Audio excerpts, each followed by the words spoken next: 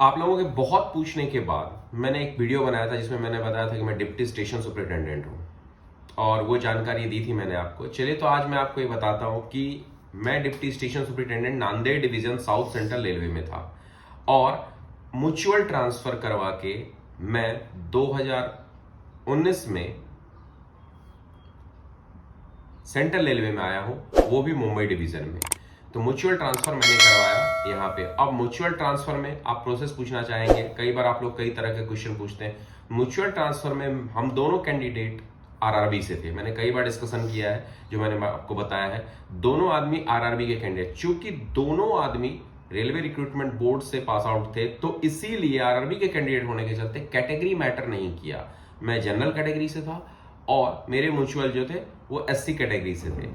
तो हम दोनों का इसलिए म्यूचुअल हुआ क्योंकि दोनों आदमी आरआरबी से थे। अब म्यूचुअल ट्रांसफर होने के बाद चूंकि दोनों आदमी का कैटेगरी डिफरेंस था, तो मुझे बॉटम जूनियर रखा गया, उसे भी बॉटम जूनियर रखा गया, क्योंकि नियम है कि अगर कैटेगरी डिफरेंस रहता है तो आपको बॉटम जूनियर में रखा जाता है। हाँ, अगर कैटेगरी सेम रहेगी तो कैटेगरी सेम रहने के बाद ये होता है कि चलिए ठीक है, कैटेगरी सेम है अगर आपका, तो जो जूनियर होगा दोनों में उसकी कैटेगरी दोनों को मिलेगी। लेकिन चूंकि हम लोगों में कैटेगरी डिफरेंट था, इसलिए मुझे बॉटम जूनियर रखा गया at the time of joining. जब ज्वाइनिंग के समय तक का जो सीनियरिटी लिस्ट था, उस लिस्ट में मुझे बॉटम जूनियर रखा गया। तो म्यूचुअल ट्रांसफर करवा के मैं सेंट्रल रेलवे में आया। सेंट्रल रेलवे में मैं मुंबई डिवीजन में म्यूचुअल ट्रांसफर करवा के आया।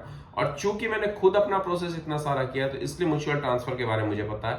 ऑलमोस्ट अगर आप टाइमिंग की बात पूछेंगे कितना टाइम लगा, मुझे टाइमिंग लगा मैक्सिमम 3 मंथ्स मेरे एक्सेप्टेंस ऑर्डर निकल जाने के बाद। एक्सेप्टेंस ऑर्डर निकलने के बाद मैंने सितंबर में सबमिशन किया था लास्ट वीक में, जनवरी में मेरा एक्सेप्टेंस ऑर्डर निकल गया था। उस एक्सेप्टेंस ऑर्डर के नीचे लिखा था विद इन 7 डेज रिलीव करने के लिए, बट कुछ पर्सनल रीजन से मैंने रिलीविंग के लिए खुद लेट किया। और उसके बाद आप लोग जानते ही हैं कि कोविड आ गया था, और कोविड आने के बाद लगभग 19 मार्च के आसपास मेरा रिलीविंग ऑर्डर निकला था, 19 या 23 मार्च के, और 24 मार्च से लॉकडाउन स्टार्ट हो गया था।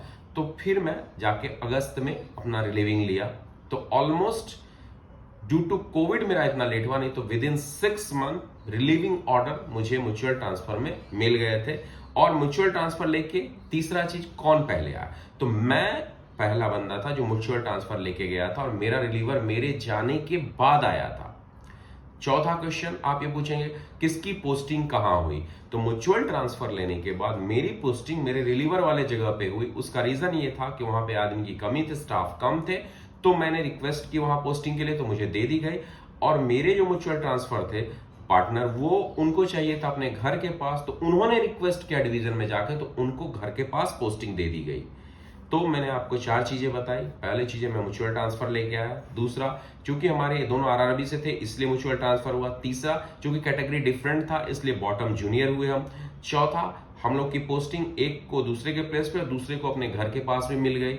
और ड्यूरेशन, एक्सेप्टेंस ऑर्डर 3 मंथ्स लगे, और रिलीविंग 6 मंथ में परफेक्ट हो गया था हमारा रिलीविंग। ये थी मेरे बारे में जानकारी कि मैं ट्रांसफर लेके कहाँ आया, कैसे आया। अगर आप कुछ पूछना चाहें तो जरूर पूछिए, मैं कमेंट बॉक्स में जरूर बताऊंगा। धन्यवाद दोस्तों।